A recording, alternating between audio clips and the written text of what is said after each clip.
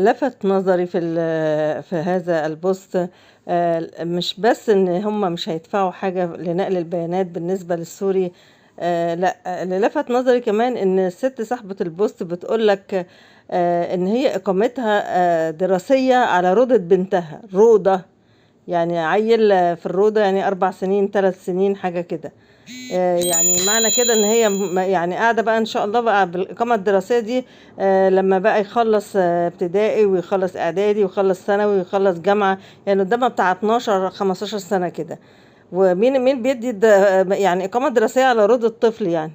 ما روضه الطفل ده تاخده وتروح بيه بلدها تقعد بيه، يعني هو لازم يدرس هنا في مصر يعني؟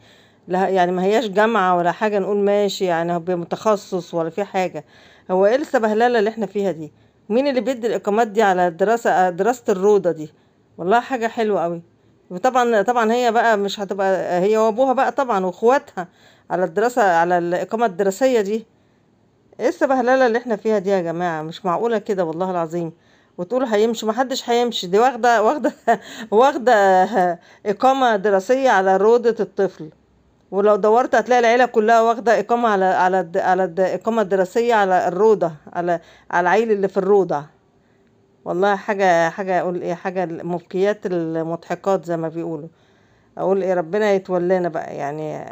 مش عارفة، كل البلاد عمالة تنظم دولها، واللي عمال يمشي ويمشوا ويعملوا غرامات وبيعملوا. يقول لك اللي مش في الإمارات بيقول لك اللي مش هيمشي في سجن. يعني ادي قالك اللي مش هيلتزم بالإقامة وأصر إنه يقعد في سجن. احنا بس قاعدين نقول المجتمع الدولي هيقول علينا ايه؟ مش كده، لا ما يصحش. المجتمع الدولي يزعل مننا. احنا المصريين مش